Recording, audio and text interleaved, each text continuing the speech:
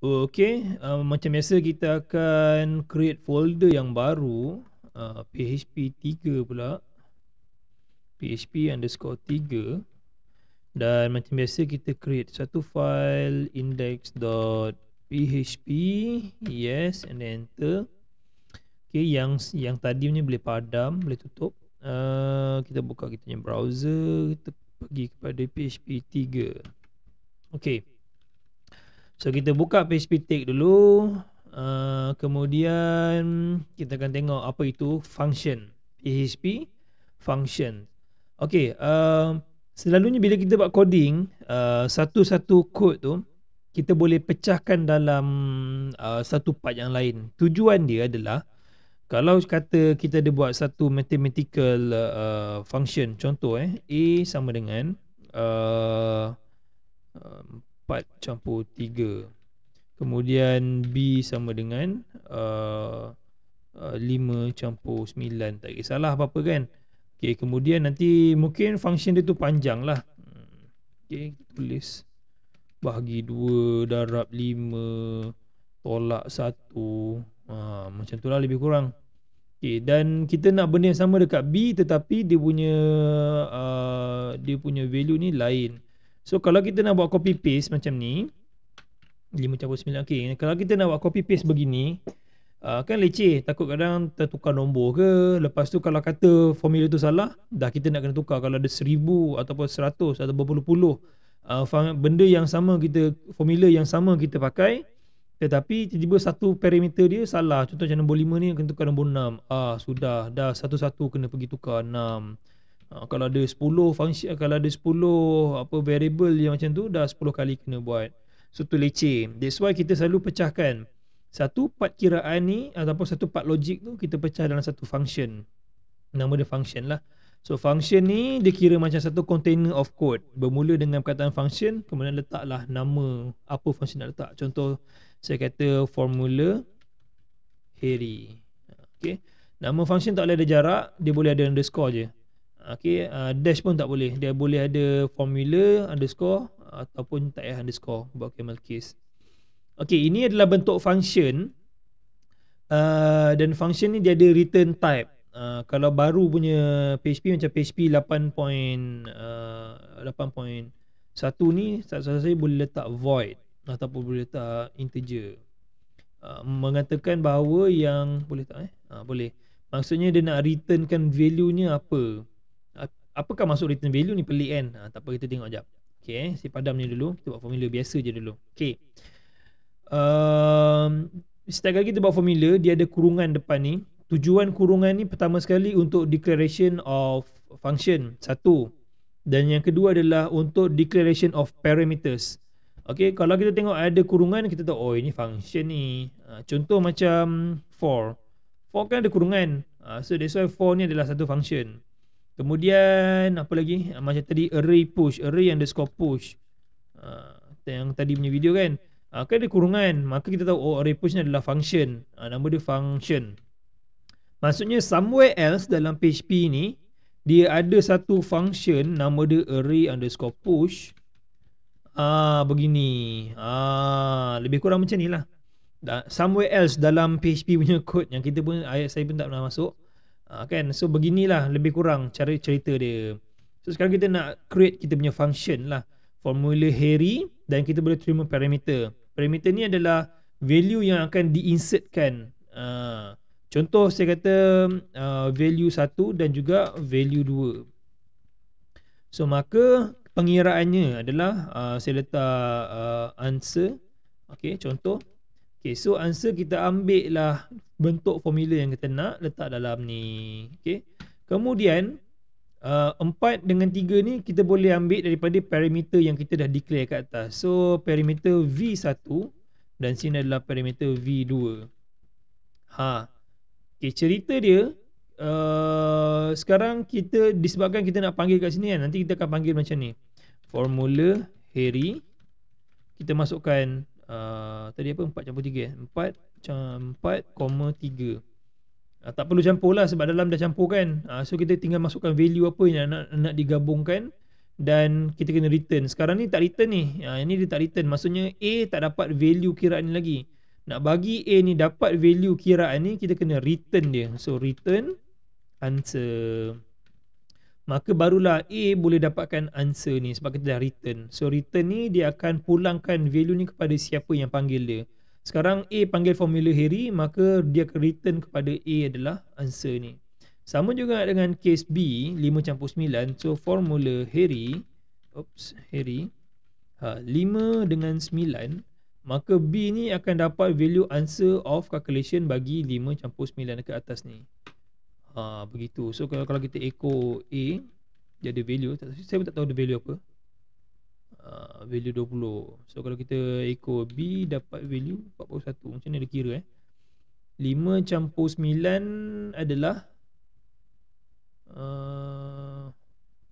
14, 7, 7 darab 6 tolak 1, 7 darab 6 tolak 1. Pening ni. Saya pun pening. Sebab kita letak kurungan kan. Tapi rasanya takkanlah 6 tolak 1 dulu kan. Dia mestilah 14 bagi 2 dapat 7. Dia mesti bahagi dulu, kemudian darab dengan 6 dulu. Darab 6. Betul lah, 41 tolak 1. Betul lah. Sebab selalunya kalau kata tak nak bagi keliru, kita boleh je buat macam ni. Kurungankan dulu. Kurungkan dia. Kurungkan dia macam tu. Kemudian ini kurung pula lagi. Dia lebih tersusun lah. Sebab kalau kita buat sebaris, kadang-kadang kita pun keliru. Betul ke tak ni susunan ni sebab dia kena ikut formula Kuadratato kan. Dia punya matematik punya tu. Yang ni value lain pula. 2 darab ni salah. Dia bukan 2 darab 6. Yang ni campur ini kat sini. Begini. Unclose. Sebab satu terlebih. Okey. Yang ni tak sini satu, depan satu lagi. So dia akan urus kurungan pertama dulu, kemudian baru dia urus kurungan yang kedua. Lepas tu dia urus kurungan ketiga, lepas tu baru tolak lah. Dapat buat satu balik. Ini kena balik dengan jumpa cikgu matematik kat sekolah menengah balik ni. Pening kepala. Tapi programming memang dia akan ada banyak matematik lah. Okay, so ini adalah contoh formula atau contoh function. Ini adalah nama dia function. Dan function ni dia boleh berlaku macam-macam benda lah. Saya boleh buat function lain contoh let's say kita buat function content. Function content dan saya letak sini code ataupun saya letak bolehlah code. Kemudian saya pakai switch case. Okay, switch case ni sepatutnya masuk dalam decision making video yang tadi, tapi disebabkan saya tak nak bagi video tu terlalu panjang, maka saya pecahkan dalam function.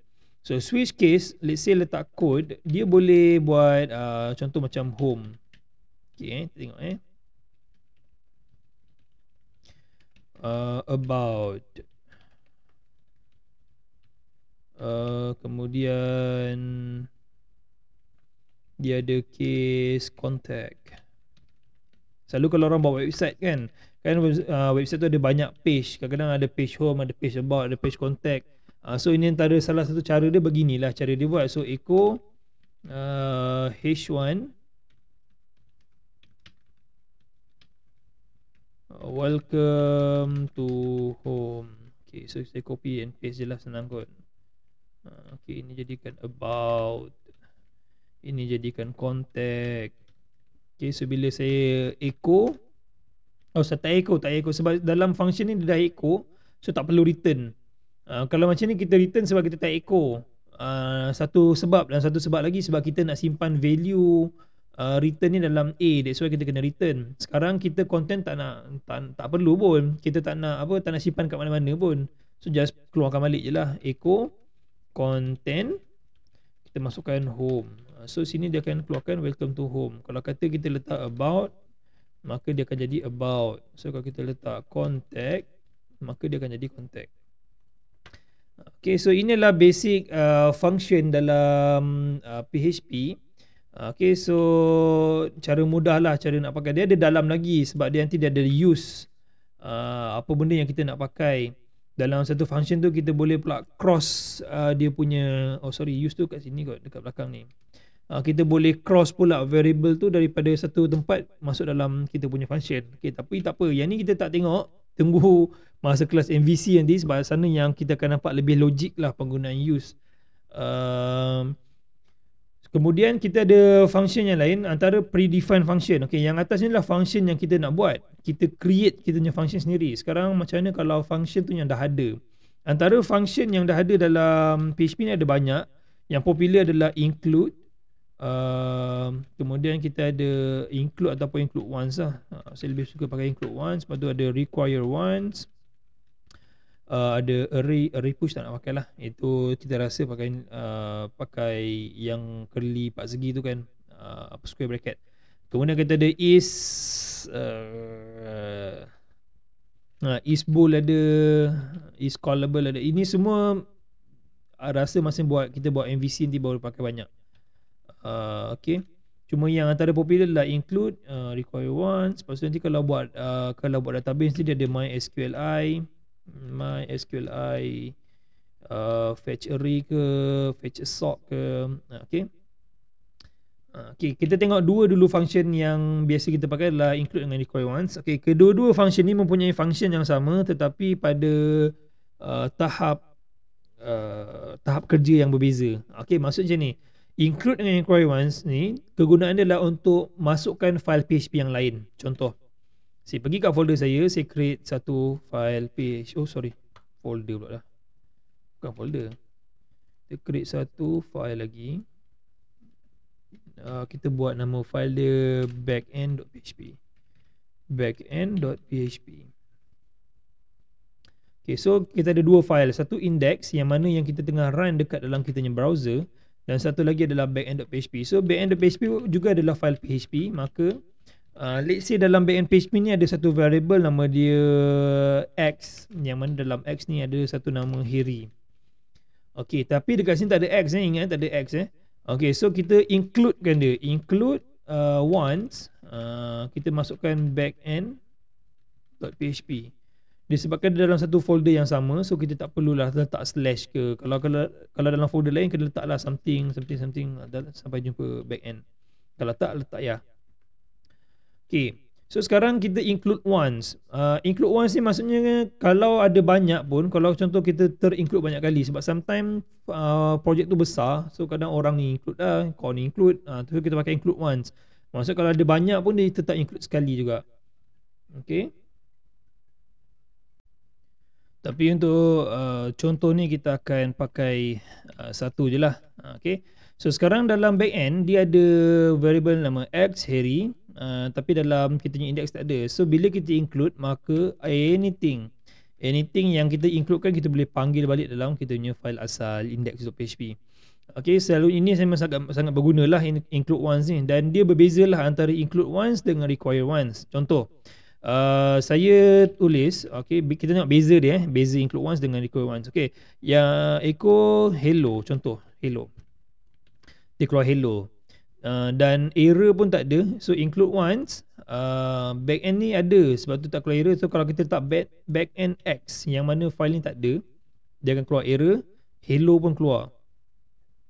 Tetapi kalau kita pakai require once, kita letak file yang tak ada, hello pun tak keluar. Maksudnya dia dah break, dia dah stop. Anything coding selepas require once dah tak masuk. So beza tu antara beza include once dengan require once. Include once, walaupun file tu tak ada, dia cuma throw warning, dan dia tak breakkan program. Tapi kalau kata require once, dia akan break program tu. Dia warning dan dia breakkan breakkan kita punya program. Dia akan stop kita punya program. Okay, so boleh faham itu antara dua perbezaan require dengan include once. Okay, ini antara yang function yang selalu digunakan lah dalam kita buat programming. Nanti dalam buat MVC pun ada banyak lagi function. Kita ada function auto load lah, ada SPL auto load. Tapi tak apa, itu semua nanti kita akan lebih banyak belajar mendalam lagi melalui MVC punya program, MVC punya programming. Okay.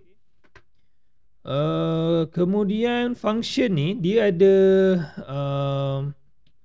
ada recursive function. Mungkin kita akan dengar perkataan recursive function. Recursive function ni macam loop tetapi kita buat sendiri. Contoh function A, let's say kita terima satu variable name x, okay. Kemudian dalam A, if kita buat if x equals to x plus plus equal 1. Contoh ni saya buat contoh je apakah yang saya nak masukkan dengan recursive ni.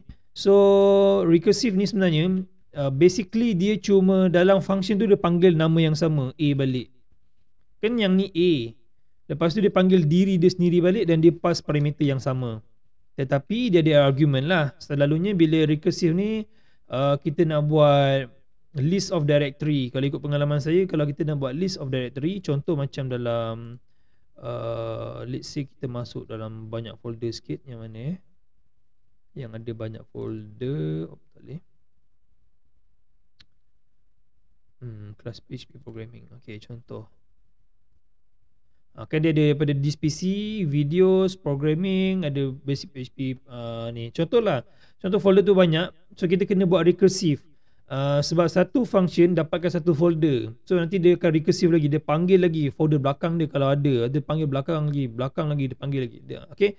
Dia macam loop lah, tapi loop yang custom kita buat khas untuk buat satu proses, single proses. Okay, so yang ni sama juga, tetapi yang ni saya buat untuk calculation lah. Saya buat if let's say x is less than x is equal to 10, and then kita akan return x. Okay, else maka dia akan run A lagi. Okay, kalau kita sekadar panggil A sama dengan A, kita masukkan nombor 1, dia tak ada beza lah. Kalau kita echo A, dia akan keluarkan nombor 10 lah.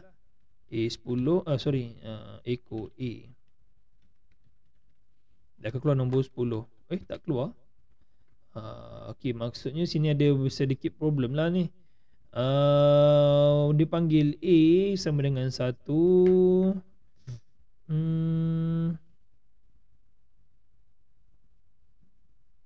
Okay, kita boleh cuba debug dengan cara kita echo kan dia. So dari sini kita try je. Okay, 1, 2, 3, 4, 5, 6, 7, 8, 9. Sampai 9 dia dah return X. Maksudnya tapi kenapa dia tak ada value ini saya kurang pastilah. Ataupun sini kena return A.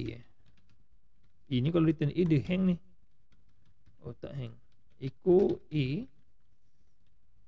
Yes, betul. So kena return balik. Okay, ni kita padam echo, dapat 10. Sebab kalau dia tak return, maka value tu dia masih kekal pada nombor 1.